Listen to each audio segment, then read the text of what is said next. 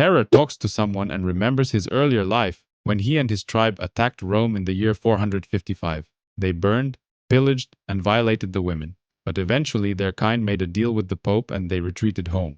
However, the peace didn't last long and the Romans turned to witchcraft. They sent a giant monster to hunt down the attackers. But Terra wasn't afraid and attacked it head-on.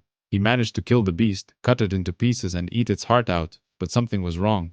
In the following days a hideous curse came over him and his body began rotting away. He started to smell horrible and it became too much for his people to bear, so they sent him away. He wandered around, begging, killing small woodland animals. But his decaying limbs only lasted so long. After a few weeks his leg fell off, but the curse kept him from dying no matter how bad it got. He quickly realized that he could replace body parts by taking them from other creatures. So he replaced his leg with one from a goat. Bit by bit, his entire body began to change, and he looked more like a Frankenstein monster than anything else. In the year 1164 he met Draginja, 220, one of the greatest shadow knights that ruled Europe. He joined his army and together they pillaged and burned their way across the lands. But eventually, Draginja 220 was defeated, and he asked Terra to bury him in an unmarked grave, protected by 3 mystical seals, where he could begin a long process of healing. He joined forces with Draginja's wife Talita. Together they waged war and took unholy revenge on their enemies. What followed next was a period of great peace, where most of the people lived happily and safe. He and Talita fell in love, but he couldn't understand why she loved a living corpse like him. Eventually the peace was broken and there was a great war once again. During an ambush Talita was injured and she wanted Terra to take her arm and use it to slay the enemies. She never uttered a sound, and from one emerged whole. He used her arm to slay all of their enemies, but he felt horrible for mutilating his beloved. He buried her and used the mystic seals from Draginja 220, hoping it could heal her one day.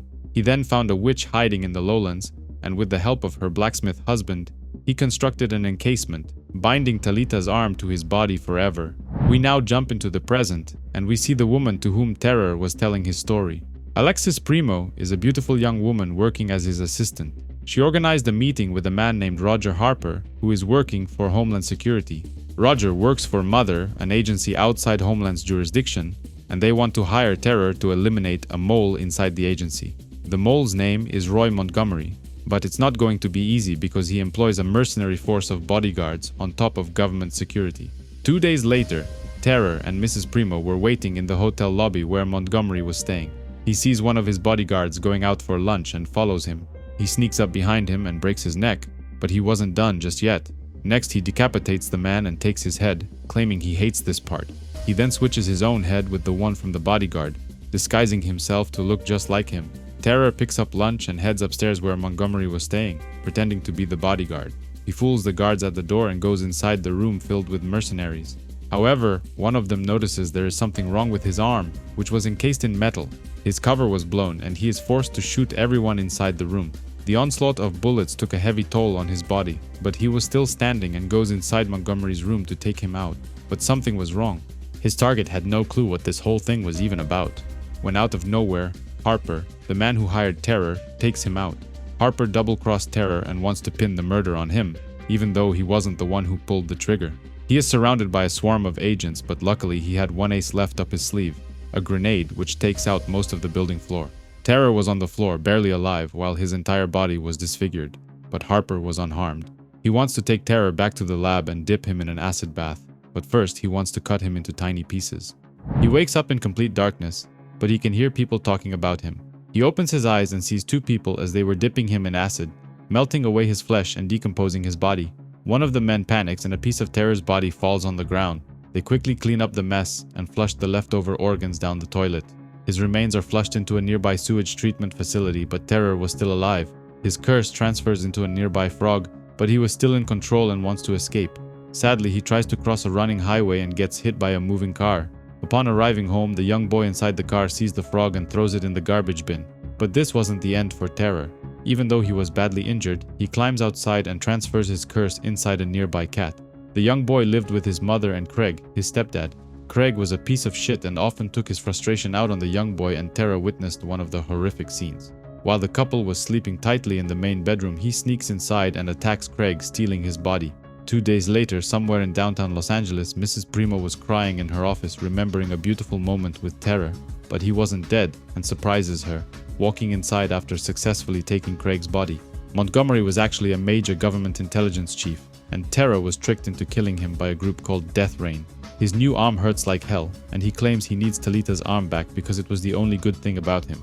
Without it, he is out of control and becomes violent, even threatening Mrs. Primo. She wants to help and calls Miss Boneyard, someone who is in charge of procuring body parts every time Terror needs one. All of a sudden, the entire building was surrounded by police officers, and SWAT teams swarm inside the offices. They were under orders to shoot first, ask questions later, but luckily, the two of them are able to escape the building using a secret escape hatch. 20 minutes later, they arrive at the boneyard and Terror goes inside to replace his injured body parts. Meanwhile, Mrs. Primo is going to try and find out everything they can about Roger Harper and the Death Rain. However, upon entering, he finds Miss Boneyard killed and mutilated on the table, and the place completely destroyed.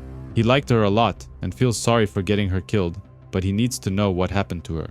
He pulls off her eye and plants it in his head, connecting to his body and seeing what happened to her. While she was working on procuring new parts for him, someone named Sparks snuck behind her and attacked her. Before killing her, one of his associates held her down while he at her. Out of nowhere, someone shoots a rocket inside the warehouse and the entire place is blown to pieces. Sparks was outside with his men and he orders them to storm inside and pick up the pieces of Terror's body. Even though he was badly injured, the place was packed with body parts and he easily replaces what was missing. Meanwhile, somewhere else, a woman was talking to Harper, but something was wrong with her. She was connected to a machine that was keeping her body alive, while one of her mercenaries was being injected with something. She then used the machine to feed on the man's body, stabbing him multiple times with her tentacles and draining him of his life essence. Back at the boneyard, mercenaries were searching through the debris, collecting traces of Terror's DNA, thinking he was dead, but he wasn't dead, and he appears out of nowhere, threatening to end them. A shootout begins, and the mercenaries try to take him out, but he is able to shoot several tanks filled with flammable materials, which causes a giant explosion. He then proceeds to shoot the remaining men that were still alive, but leaves Sparks for last. Terror grabs his leg and breaks it off, fueled by Craig's personality, the man from whom he stole the body. He picks Sparks up above his head, and then splits his body in two, separating his torso from his legs. Craig was a bad influence on him because the guy wasn't a nice person, so he goes back to find Miss Boneyard. He apologizes, but he needs one more thing from her heart. Meanwhile, Mrs. Primo was being chased by agents, but she is able to dodge them by hiding under a bridge. She runs into a bunch of homeless people and gives them her car for free. When the police finally catch up, they find the homeless people inside and she is long gone by now. Mrs. Primo eventually reunites with Terror and says she was able to find out some things about the people who framed him. Apparently, Death Rain started off as a gang of thugs, drug dealers, kidnappers, and pornography.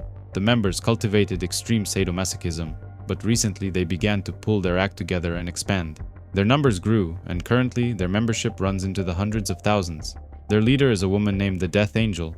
She is a mythic, almost religious figure, whom they believe is immortal, born when the world was formed. The members think her rising is expected soon, and when that happens, oblivion will begin. When Terror lost Talia's arm, his body began to die, and if he doesn't get it back, he will die within the next 24 hours. The Death Angel wants to take his curse and be reborn into a new body. That's why they've been trying to get to him. However, they don't have any leads on finding her, all except a severed hand that belonged to Sparks. Terror attaches the hand to his body and is able to feel a connection to the Death Angel. He listens to the impulses and follows the clues, which lead him to an abandoned building. Just in case, Terror brought spare body parts from his mercenary friends. He arms himself to the teeth and then goes inside, eliminating Death Rain members one by one. He goes down into the basement and eventually finds a giant room with Death Angel sitting in the middle. He wants to know what happened to his missing arm, but she calls him her love, insinuating that she's actually Talita, the former love of his life. He gets distracted, and she uses this opportunity to attack him with her tentacles, stabbing his entire body.